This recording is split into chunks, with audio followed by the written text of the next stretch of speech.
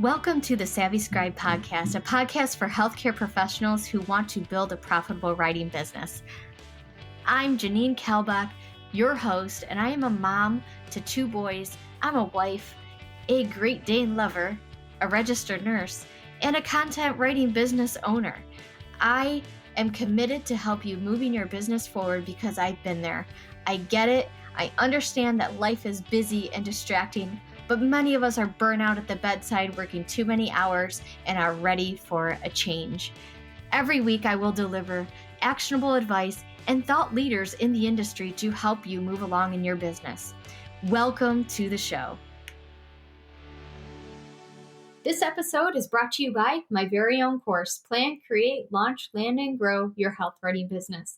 Inside this course, you will find the complete roadmap from knowing nothing about freelance writing to launching your very own profitable health writing business. With 45 plus lessons and an opportunity to earn CEUs, why wouldn't you try it out to escape that bedside burnout?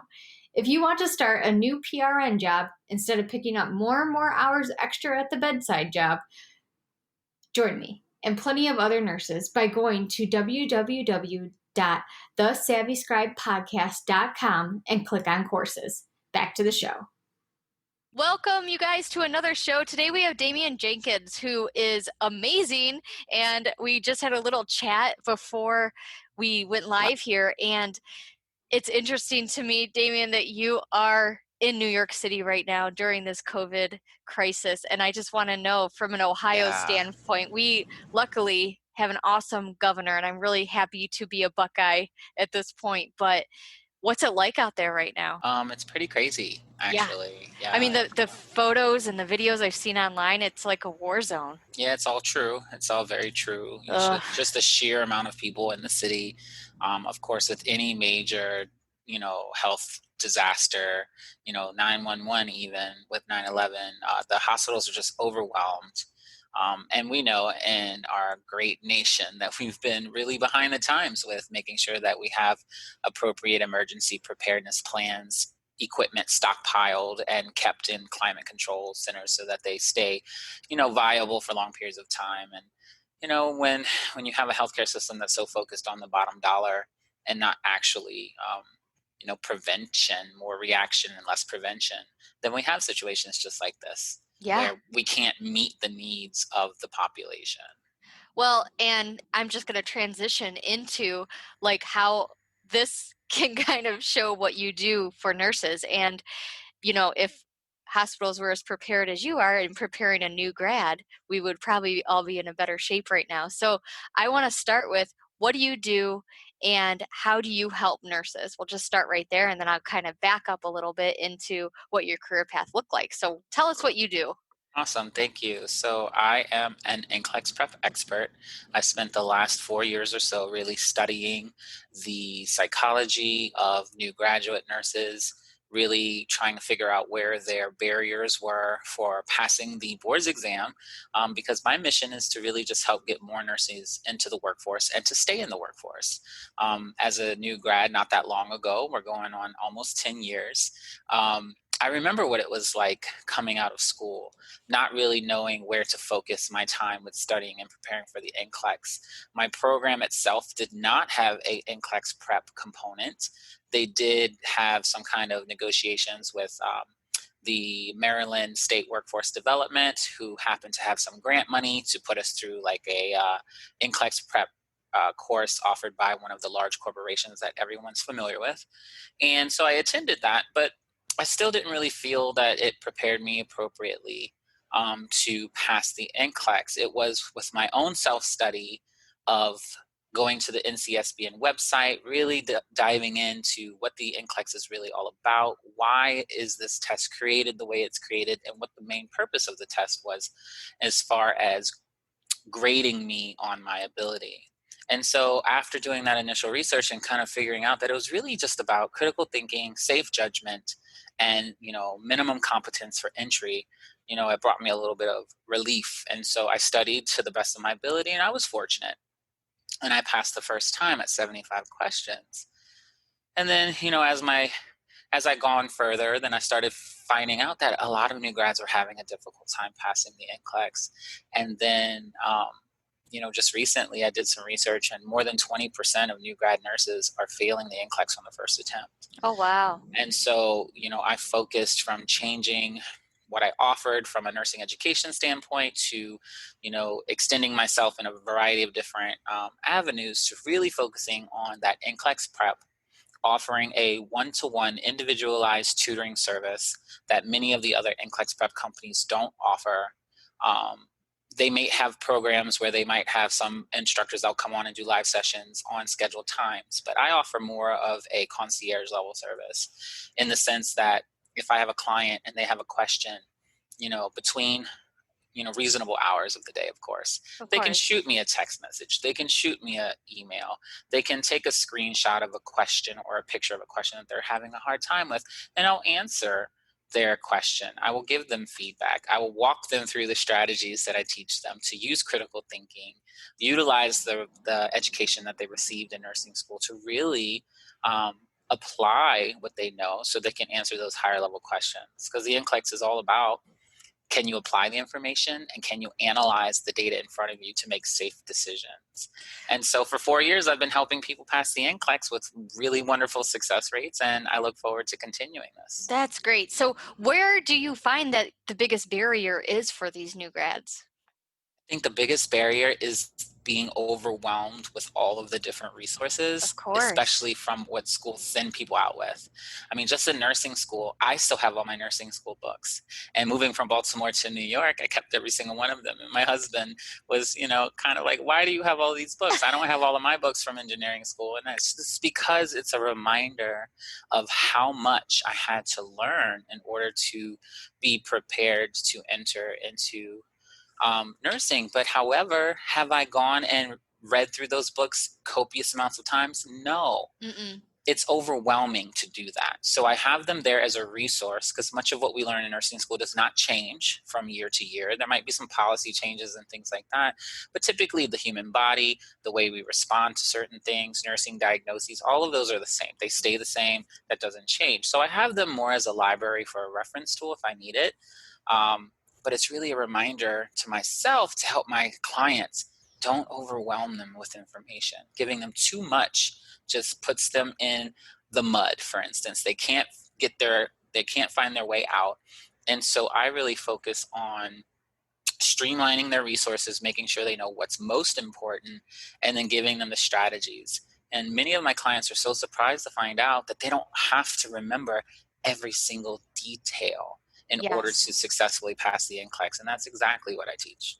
Very good. Very good. So how did you get to this point? Like, I hated the NCLEX, so I don't know how you were like, oh, I'm going to teach about it because this is just great. I hated it. So I just think it really stems from my desire to want to improve the process. And I became a nurse educator because I felt there was so much room for improvement, not to, downplay any of the efforts of my previous instructors or professors, but I just felt there's a lot of gaps, a lot of missing Mhm. information, a lot of opportunity was missing to connect the dots and to really make sure that the light bulbs were going off for myself, including my classmates. And so, I became a nurse educator because I felt like I could do better. That's great. And I'm an OB nurse educator in our department, and I hate that term of like the nurses eat their young. Like Yeah, I hate it. I embrace these new grads where I'm like, listen, you are smarter than you think. Yeah, And it's so hard to pull that knowledge out of them where they're just very scared. And it's yeah. probably, it transitions the same way probably to the NCLEX. I know I did. I had total test anxiety. Thankfully I did pass the first time, but they keep making the test harder and harder and harder. Yeah. And so what they've done is instead of making the content harder, they've made the structure of the questions harder. So they're really Sure. focusing more on that analysis and that application. So Ugh. they do expect for new grads to come out knowing their content. So that's square one. If you don't know the content, you're not going to be successful. So there is that fundamental rule that you have to know the basics of what you're talking about. Now, if you don't remember exactly what all of the side effects of a medication class is, that's fine. But if you know Right. the major side effects of a classification, that's most important. If you know that a low heart rate or a low blood pressure is a common side effect of this medication, that's something you should be watching out for. So it's just kind of making sure that those points are emphasized and that they understand as they're moving through the concepts of nursing, perfusion, oxygenation, elimination, all of these concepts, that you really put all of the pieces together and use critical thinking, because that's what really gets you to function as a nurse, is that critical thinking piece. Of course, of course. So tell me a little bit. It also, in your bio, you say that you are a nurse content writer. Are you Yeah. writing content for courses, or are you writing articles? Just because my audience is a lot of health writers. So Right. tell us about what you do. Yeah, so a lot of the writing I do has been for a variety of nursing related companies and blogs. It all started with my own blog. So before the Nurse Speak ever became its own, licensed company, um, it was a blog. Just the educator in me wanted to put out great content that was helpful, that focused on navigating some complicated situations. I think the biggest barrier to my professional success as a new grad was understanding the intricacies of the political environment and the communication in nursing and the hierarchy of nursing. And that was one of the biggest challenges for me. And then also how our healthcare system in general treats nurses. Mm-hmm. I was struggling with that, but I wanted to basically air out the dirty laundry in an educational type way to say these are the statistics, this is what's happening, this is why these are happening, and then this is what we need to do about it in order to improve the process. And so I started writing a lot of different articles that got some recognition. The Australian Midwives Association picked me up and started saying that I was a valuable resource. And then I was getting pinged for the American Journal of Nursing, and then some other reputable, journals and websites started pinging me as a valuable blog role. And then from that, because it was called the Nurse Speak blog, I then transitioned into the Nurse Speak as my business. But I started writing my own blog, and then I started getting recognition, and people started reaching out and saying, hey, will you write articles for my website? Or, hey, we need great content for our audience, but we want it to appear as if we wrote it. So would you be interested in doing ghostwriting? Mm-hmm. So I started doing a variety of things. So I have things with several companies as a ghostwriter, and then I have several things that are, publicly known, that it's my writing on like allnurses.com, pedagogy education, pivoting aspects, things like that. I have lots of different contracts going out for writing, and I'm always looking for more opportunities to write. I'm in the process of figuring out maybe if I could do a book collaboration with some other folks, and I'm in the process of putting together my own e-course that's going to involve a lot of content writing. So very good. That is one of the skills that I do, and I enjoy doing that as well. That's awesome. That's awesome. So you mentioned a little bit about contracts, and that's kind of what I wanted to focus this episode on a little bit today, was contract writing and contracts for nurse writers and the companies that they write for. Yeah. Tell me a little bit, how do you handle the contract process? So I find that very large corporations or businesses that have been in motion for many years kind of have their own contract process. And so it's one of those things that you just go with their process and read every single word from start to finish. And if you have any questions or need clarification, always get that clarified before signing and entering into that legal and binding contract. But if it's for a company that wants me to do ghostwriting services, they're reaching out to me saying they want me to do a service for them, then I create the contracts. And I just use a very simple tool called Bonsai. I'm sure you've heard of it. Mm-hmm. It's a very simple platform to use. They offer free contract creation, and they're pretty comprehensive for just the generic form. And you just go in and fill in the specifics, like the customer's name, your name, any kind of time frame, money, if you want to put in the money negotiations, the terms of the contract, things of that nature. And so I just use that to create my own contracts. And it's been helpful because it outlines the expectations, it outlines turnaround time, it outlines the rights for each party, the rights to the content. Like if someone's paying me for an article, that article becomes theirs. They own that article after I submit it to them and I receive payment. If it's something where I'm going to be the ongoing author and contributor to, say, an e-course, for instance, then in the contract it would state that, I am responsible for updating the references every so many years to make sure that it's staying up to date and still relevant with current practice standards. And so it just depends on, whether the company has their own contract process or I'm creating the contract itself, but they all pretty much have the standards for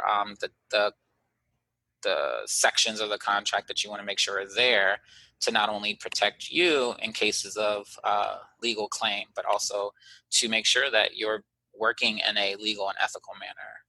Right. And I think it's a little bit intimidating for us as nurse writers or just writers in general, because we're not legal people. Mm-hmm. So that legality kind of language makes a lot of people nervous. It And does. that's why I like these companies that are offering the free contract creation stuff, or even just like a template for you to use.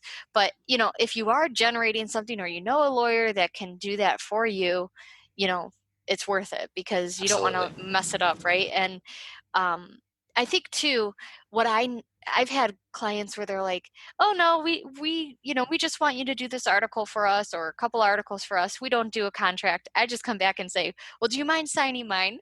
Yeah, Because, exactly.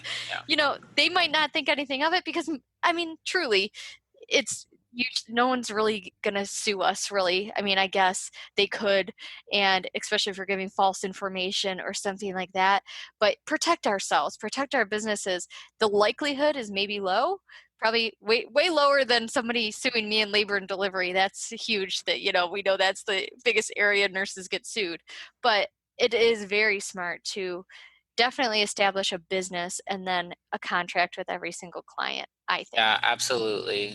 The only contracts that I'm not currently doing is the one-to-ones, because this is Yeah. kind of, we do that verbal discussion, we set the expectation, they pay me for my service in advance, and then I give them that high quality product. And at any point, if one of my clients isn't really feeling like they're getting anything out of it, they can stop using me as a tutor.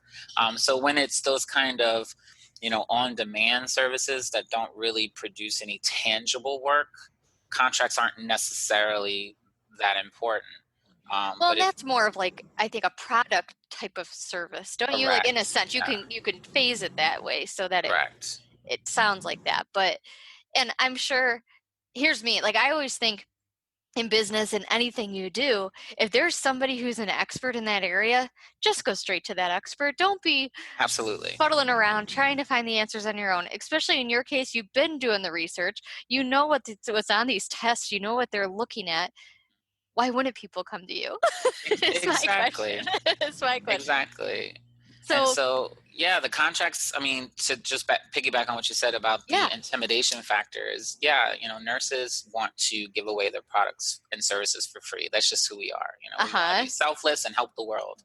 Um, the hardest part about being in business in any facet of nursing is really being able to put the worth of your product or service into dollar amounts. Yes. But we want to be able to protect whatever we decide is valuable, whatever price tag we want to put on that. We want to protect ourselves through contracts and following all of the rules and regulations of the law, so that we can't be sued, or that we can't have some other company that has more money and more power than us, like what we're doing, and take it from us. Because Yes. I've actually seen that happen to a lot of nurse entrepreneurs that have an amazing product, and they're being sued by these big companies because their product is considered to be a competitor.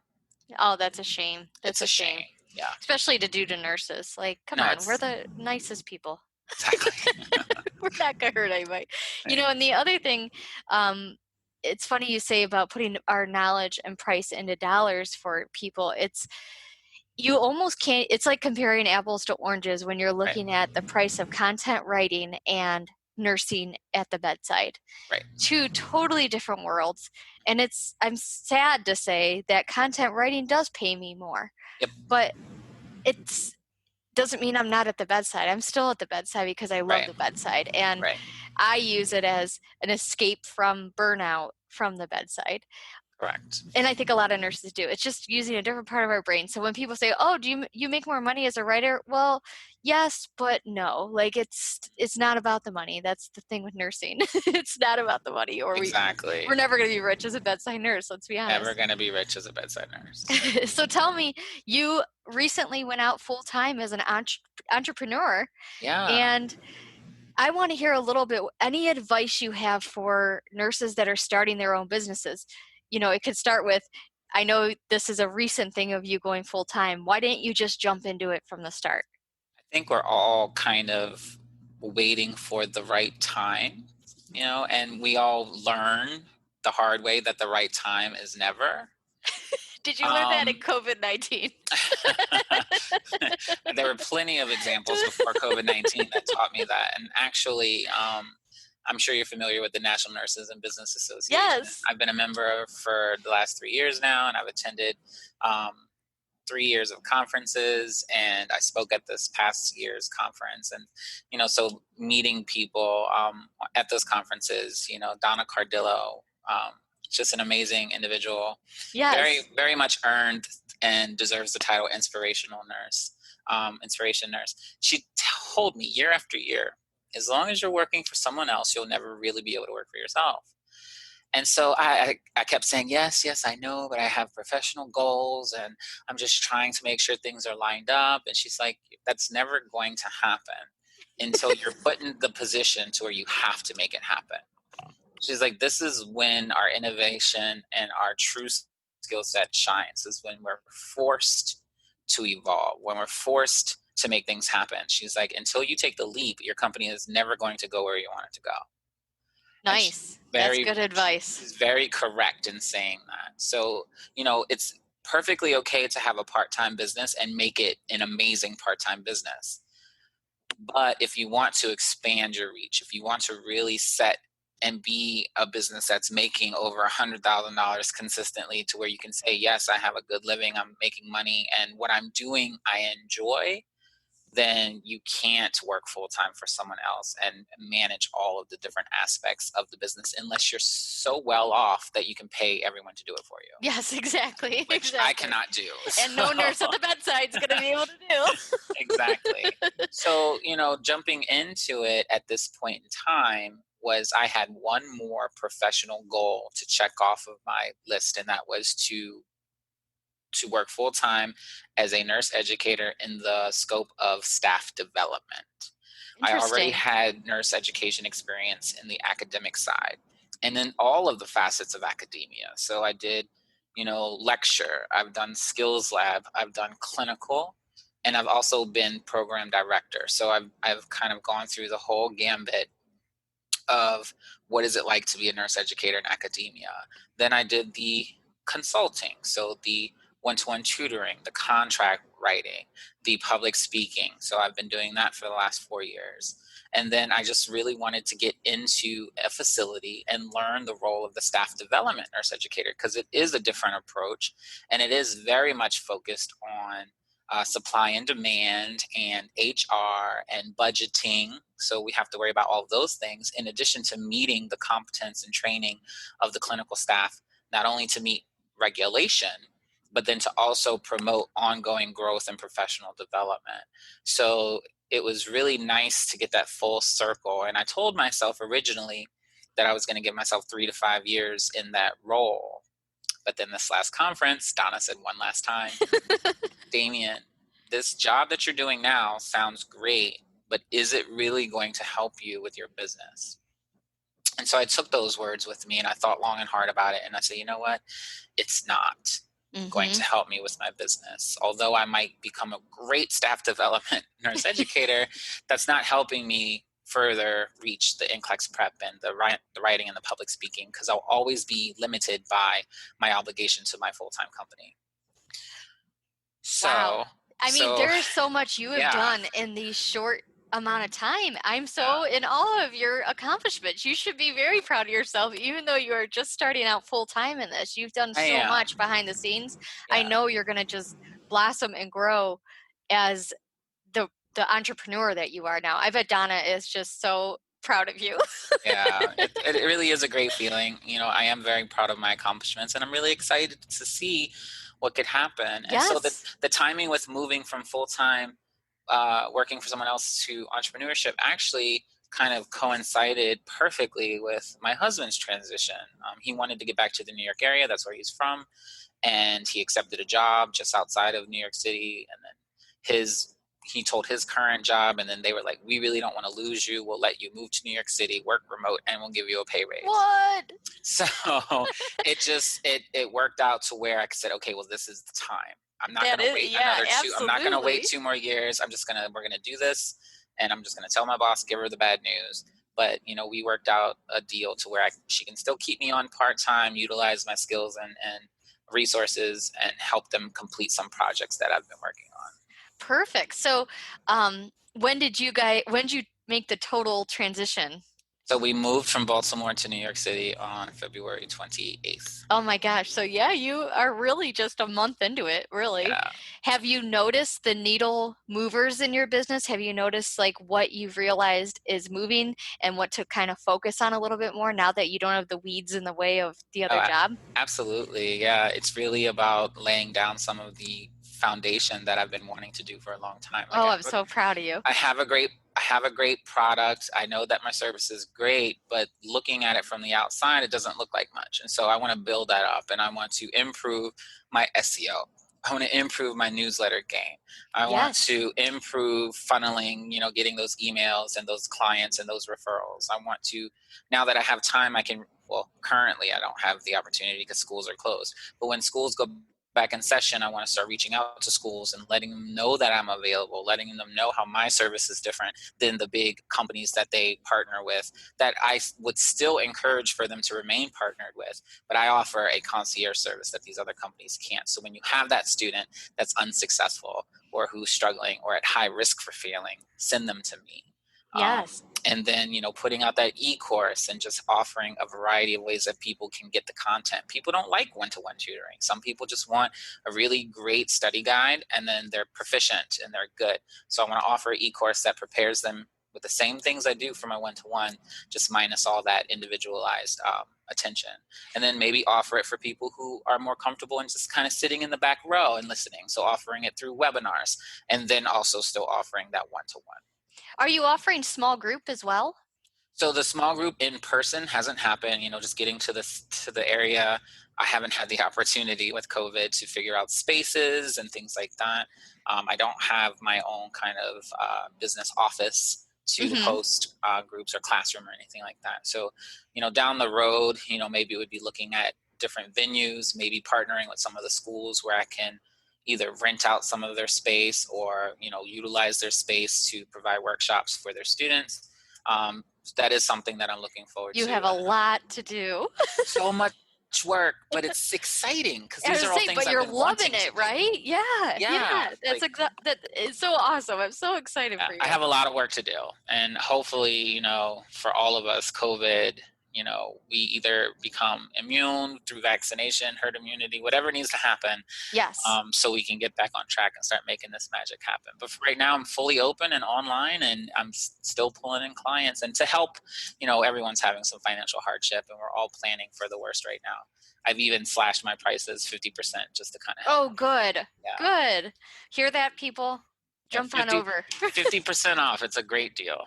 Where can people find you at, Damion? So I'm at thenursespeak.com. Okay. And then they can also find me on Facebook at The Nurse Speak, Instagram at The Nurse Speak, Twitter at The Nurse Speak. And they can find me on LinkedIn at Damion Keith Jenkins. Perfect. All right. So I always ask all my guests, what are 3 things people would be surprised to know about you? So the first one that I had thought about is most people would never know because I'm either in a full uniform, like a scrubs with a lab coat, or, fully dressed. But I have 15 tattoos. And so a lot of people wouldn't know that about me unless they're close friends or family. The other thing is that I really love to cook, and I almost pursued a career in culinary arts before nursing. I was actually in class for culinary arts before I decided to stop pursuing culinary arts and then move towards nursing. Nice. So a lot of people don't know that about me unless they're close friends and family. Or your husband. Of course. Benefits. One of the reasons why he said I do. Come on. Yeah, right.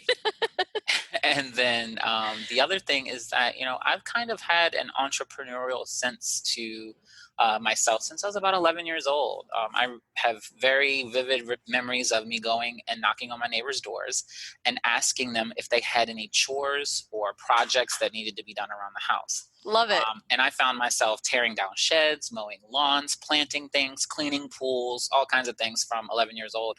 I used to make like $1,500 to $2,500 in the summer from doing little chores around the neighborhood. I was always kind of entrepreneurial in sense.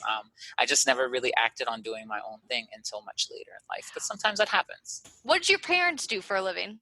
So my mom did a couple things. She was kind of always finding herself in accountant or administrative type roles. So for a long period of my childhood, she was like the main accountant and administrative assistant for a truck driving school. And then she also was the main accountant for a really well-to-do coffee shop and museum in New Orleans. That's where I'm from, is New Orleans, Louisiana. Interesting. And so this coffee shop that she kind of ran as the accountant for it's probably a good 10 years. Just was a really great coffee shop in the town. To this day is still sad that it closed. The owner was from California and wasn't really running it like a New Orleans coffee shop. He was trying to run it like a California coffee shop. Oh. Eventually what he wanted just kind of chased business away and they closed. And then my stepfather for many years was a welder at a big shipyards in New Orleans. And he's a very small man. He's like 4'11", kind of tight body, solid. And so he was a specialized welder because he used to be able to get into the small air duct spaces in the ships. So he was high paid, high need, a specialty welder, if you will. I would say, talk about a niche. Yeah, but he wound up, becoming disabled relatively young. He has a degenerative disc disease that has really kind of ruined his life as far as mobility. He can still walk around and he can still do little jobs here and there, but he's always in pain. And so that's limited his ability to continue with that career. But yeah, so they're both home now. Yeah, I just wonder, what sparked the entrepreneurship in you? Wasn't a parent? Was there like a grandparent who was owning their own company? Nope. It's interesting because I'm the first college graduate in my family. Interesting. Yeah, I think I just always had a drive to do more and to do better. It's funny that I think every guest I've had on my show has a childhood of some sort of little business, whatever they decided to do. Yeah, it's just I've always wanted to do more. I was always like the responsible friend, and so all my friends' parents would be like, "We know you're going to go out and do careless and reckless things, but you're with Damion, so you'll be all right." Fine. Yes, I was that person too. Yeah. They would always call me the old soul. Exactly. Okay, whatever that means. Yeah, I'm like, okay. But that's great. That's great. Well, I have loved having you on the show. I wish you the most success, especially this coming year, especially your first year going full time here.